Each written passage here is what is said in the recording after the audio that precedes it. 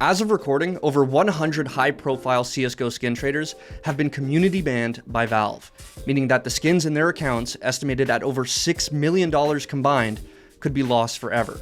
These bans were reportedly handed out due to these traders having links to skin gambling websites that Valve have been cracking down on as of late.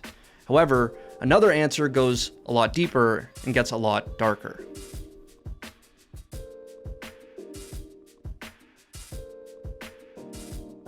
Alright guys, before we get into the video, I wanted to let you all know that if you or someone you know has a gambling problem and wants help, resources are available where you live. You can follow the link in the description to visit the National Council on Problem Gambling and find out more. Alright, so many people feel that skin gambling websites are a bit of a plague on the CSGO community and have been for quite some time now.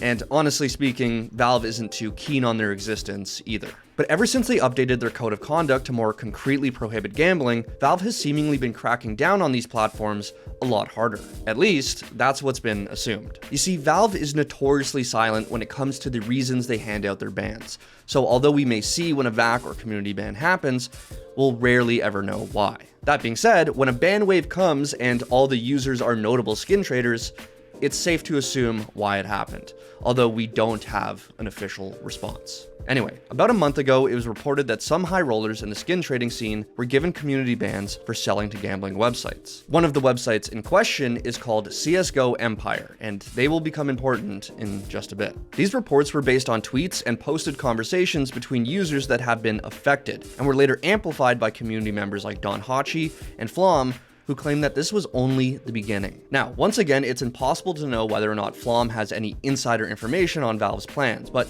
it seems like he was correct, because on the 28th, 40 players received community bans, with more coming every day. But what is a community ban, and what makes it so important?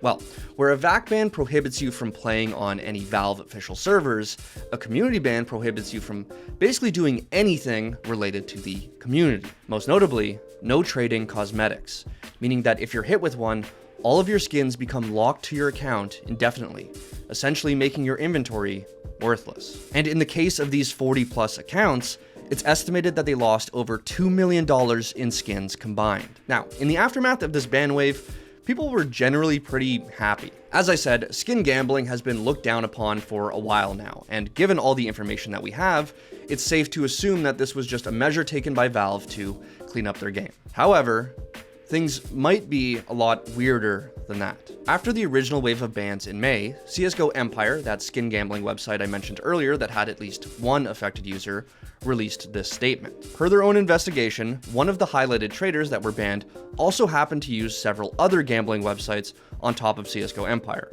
And since CSGO Empire is a 100% legit platform, the trader must have gotten banned for something else. Now, all things considered, this can be seen as a pretty standard PR move. You're a skin gambling website and you don't want to spook your users, so you say that you're conducting your own investigation and shift the blame. What was a bit less ordinary was the absolute crusade against a rival skin gambling website that followed. In the wake of the May ban wave, two Empire team members, Warren and site founder Monarch, began tweeting non-stop accusations towards CSGO Roll. The two profusely accused CSGO Roll of running an illegal crypto laundering scam, where a hidden fee is taken from every transaction and moved to a holding company that CSGO Roll then, quote, pockets. They further claim that CSGO Roll has a secret list of traders who are in on it and supply the site with skins to be used in these transactions in exchange for being able to withdraw their balance for crypto. Empire's Warren, after claiming to have been blackmailed by one of these so-called suppliers, then released the Steam accounts of over 40 of these alleged suppliers.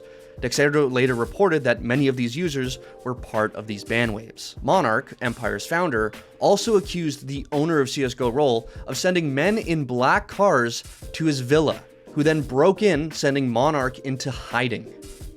Yeah. Now, if you're wondering to yourself, CSGO Roll, where have I heard that name before?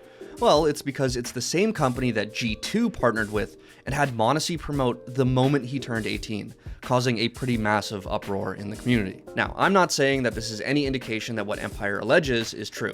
In fact, this entire deflection of blame and witch hunt by Empire is as much of an indictment, if you ask me. In response, the owner of CSGO Roll refuted nearly all the claims made by the Empire team, calling them horrendous and horrid, and went on to accuse Empire of using shady business practices themselves. He also further claims that many of these banned skin traders were innocent members of the community who had now lost their livelihoods because of these accusations. Honestly, this pretty much just feels like the Spider-Man pointing meme, but instead it's two skin gambling websites claiming one is more shady than the other. The point I'm making is, it's all speculation.